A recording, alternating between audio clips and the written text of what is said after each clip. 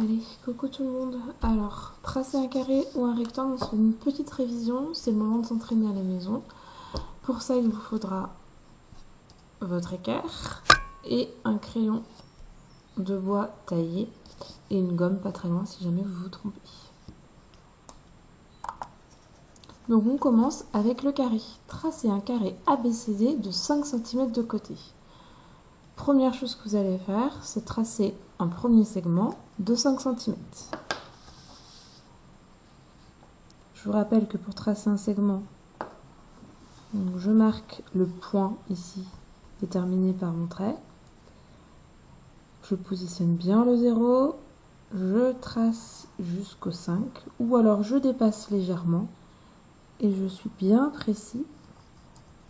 J'ai fait ici le premier côté de mon carré. Une fois cette étape de fait, il va falloir tracer les deux autres côtés de chaque côté. Donc, je vais placer mon équerre de manière à avoir le bord de mon équerre ici. Ça s'est arrêté. Petit bug. Ah. Je ne sais pas si ça continue. Un petit bug. Alors, je recontinue. Donc, on place bien le bord de l'équerre du haut en haut là, le long du segment, le coin ici de l'équerre correctement dans la continuité du début de mon segment.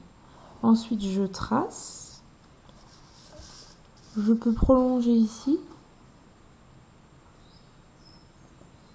afin d'éviter de faire ce genre de tracé ici, rond, en suivant mon équerre. Ça, c'est pas correct.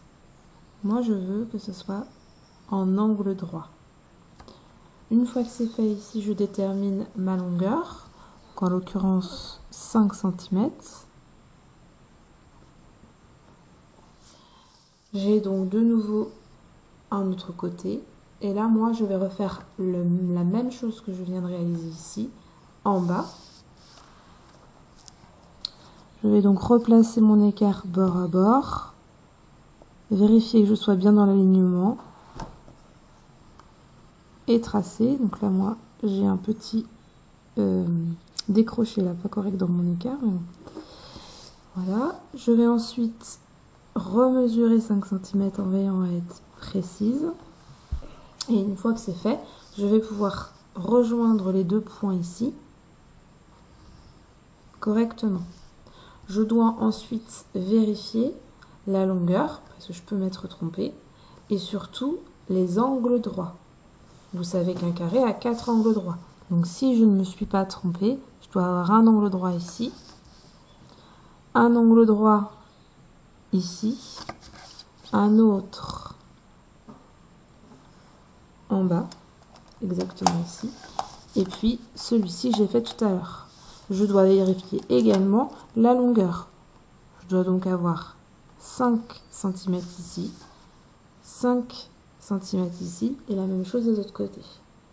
Une fois mon travail de trace est fini, je n'ai pas à effacer les tracés ici. Ça me montre votre travail, la manière dont vous avez exécuté votre carré. Il ne faut pas ensuite oublier de le nommer. Ce carré a un nom, il s'appelle le carré A, B, C, D. On veillera à mettre des majuscules, script, et vous avez vu, je mets les lettres dans le sens des aiguilles d'une montre. A, B, C, D. Donc je vais bien tourner dans ce sens-là.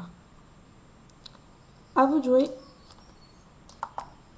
Et quand je suis à l'aise avec le carré, je peux me travailler le rectangle. C'est exactement le même procédé, sauf que cette fois-ci, vous allez avoir des mesures différentes. Donc pareil, moi je vais m'occuper d'abord de ma longueur. Si je pars sur 5 cm comme tout à l'heure, je trace 5 cm de côté. Je sais qu'il va s'appeler ABCD, je peux même commencer à dire que ça c'est mon côté AB. Ensuite, je retrace ici, dans la continuité,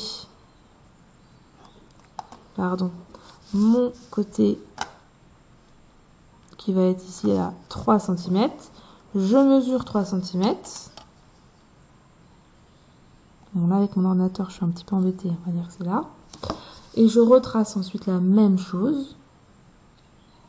Un angle droit ici, qui devra être égal à... Un côté, donc, pardon. Qui devra être égal à 5 cm. Et je veille ensuite à tracer. Donc là, avec... Et là, normalement, j'ai à peu près 3,30 cm. 3 cm, pardon. Et je dois vérifier ensuite les angles droits. Je l'appellerai ensuite A, B, C, D. Voici un rectangle A, B, C, D de longueur 5 cm et de largeur 3 cm.